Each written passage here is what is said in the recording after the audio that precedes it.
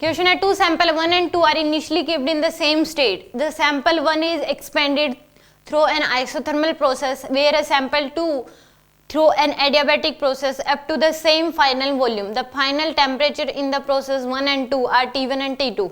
तो then T1 क्या होगा इस केस में, T1 जो होगा वो ग्रेटर देन होगा T2 से, जो आइसोथर्मल प्रोसेस के केस में, क्योंकि आइसोथर्मल प्रोसेस में अगर मान लो कि पिस्टन जो है एक्सपेंड करता है तो हम हीट क्या करते हैं उस केस में सप्लाई करते हैं, तो टेम्परेचर क्या रहता है इस केस में सेम ही रहता है।